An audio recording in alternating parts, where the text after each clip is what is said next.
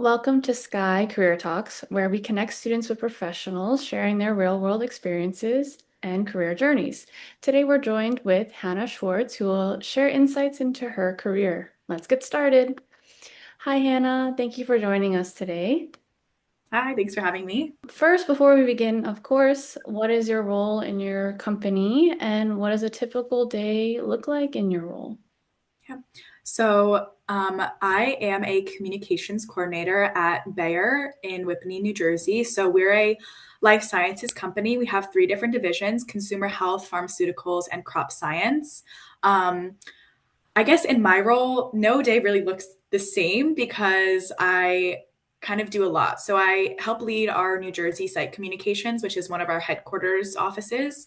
So that's anything from sending out email newsletters every month or every other month, helping plan on-site events and managing our site calendar, managing our site budget and employee engagement events, and the TV screens, putting up different things that are going on our TV screens. So that's kind of like one part of my job. And then I also help with our different like US wide campaigns.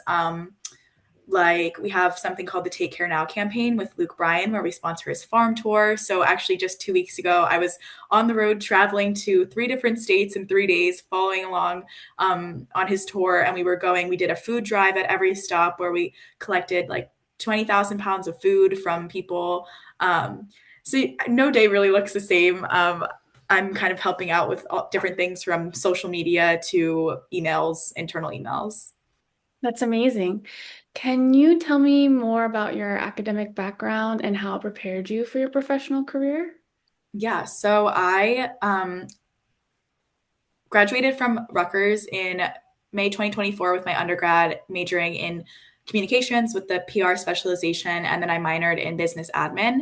And I also did the 4+1 Masters of Communication program. So I graduated in May 2025 with my Masters of Communication, specializing in corporate purpose and social impact. I would say that my academic background prepared me for my professional career, mainly from the connections that I made at Rutgers, because I really wouldn't have my job if it weren't for Professor Mark Beal, who connected me originally with somebody at Bayer. And I actually started as a contractor, so I wasn't a full time employee. But he's the one who connected me with that opportunity. And I think all of the hands on experiences that I got at Rutgers through different extracurriculars, like I was a part of Greek Life, I was part of Scarlet PR, I was actually the president of that for a year. Um, PRSSA, there's so many really great clubs at Rutgers, and specifically in SC&I, that can help you get hands-on work experience, things that you can really put on your resume. And I think that is what helps prepare me for my career. That's amazing. Yeah. When you went from a contractor to a full-time worker, how did that Mhm. transition occur?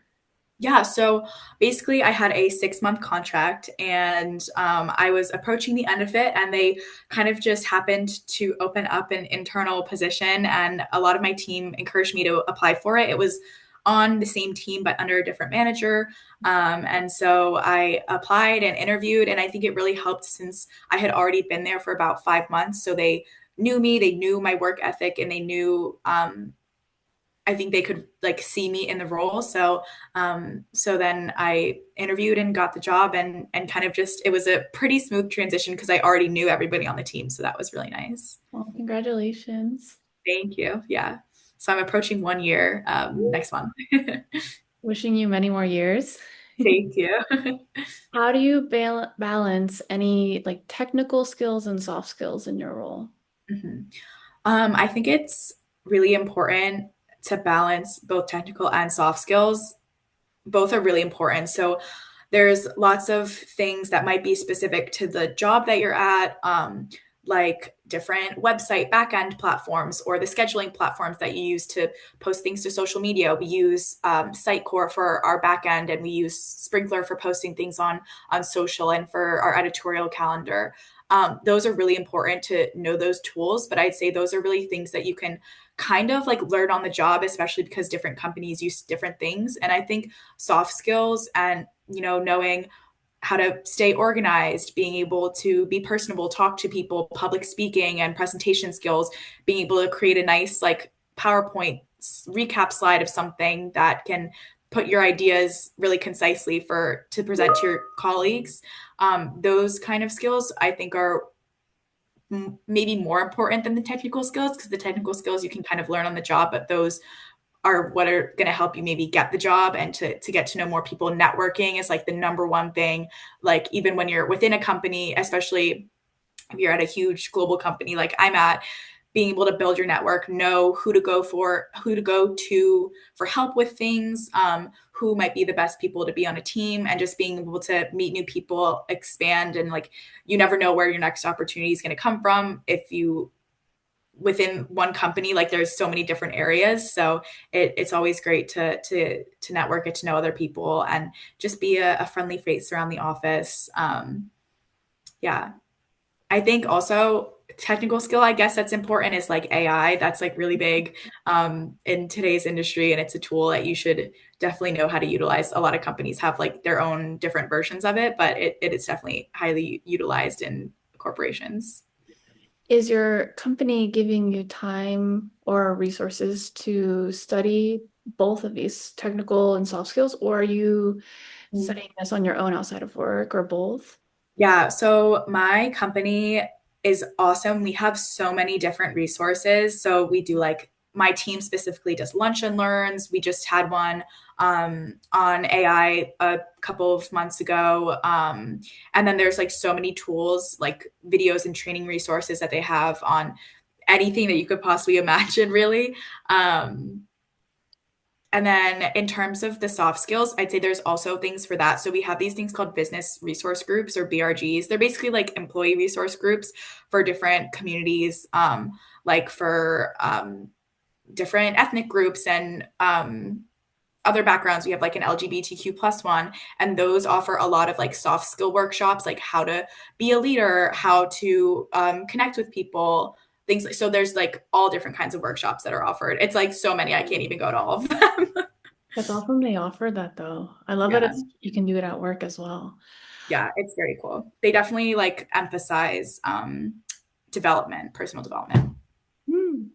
Yeah. What was an obstacle or challenge you encountered in your career, and how were you able to overcome it? Yeah, I would say one obstacle that I'm kind of still trying to overcome, but being like the youngest person on the team by about 15 years Wow. in corporate America is very difficult, and I feel like sometimes I struggle with feeling like I'm too young or too inexperienced, um, and like not wanting to speak up or share my ideas. But I've learned and I've been encouraged by a lot of my team, which is amazing, that my ideas and my thoughts are valuable, and I think having different perspectives is so valuable. So I would say just don't doubt yourself if you're the youngest one on the team, because you're there for a reason, and you Yeah, are um, you have a different perspective that they're looking for. Um, because if you just keep doing things the same way, you're not going to improve. So you need to have all different perspectives from different backgrounds on a team. I'm sure you provide a like fresh perspective, and that's exactly Yeah, what I'm looking for. yeah, for sure. Hmm. Do you have any advice for like professionals who are looking to be in your field or specific company? Mhm. Um, I would say, like I said before, networking is so important. So even if you don't, I had no idea when I started. First, when I started at Rutgers, I didn't know I was going to study communications. I didn't declare my major until 2 years in. And then, but once I was there, I just did like everything that I possibly could, kind of take every opportunity that you have, especially while you're still in school, while you're still in a like university setting, and get to know as many people as you can, your professors, your peers. You never know where your next connection is going to lead to and where your next opportunity is going to come from. And also just, yeah, don't doubt yourself because of your age. Like I have had issues with, like, know that I don't know, just believe in yourself, and try to just seek out every opportunity you can. Internships are really important. To try, or not just internships, but hands-on experience. So even if it's just like a class project that you do, Professor Beal has a class where you do a request for a proposal for a company, and you literally get to like present to their marketing team, and that's amazing experience. You can put that on your resume. Doing something like PRSSA or Scarlet PR or all of the other clubs that that are offered at SCI and at Rutgers. Get involved and do as much as you can. That's amazing advice. Thank you, Yeah. Hannah. I'm sure our Good. students are going to appreciate this. I know I Yes. did. I loved hearing it. Yeah. Thank you. I'm so happy I get to um, pass on some of my knowledge to the next generation of students. Well, thank you so much. Have a great day. Thanks. You too. Bye.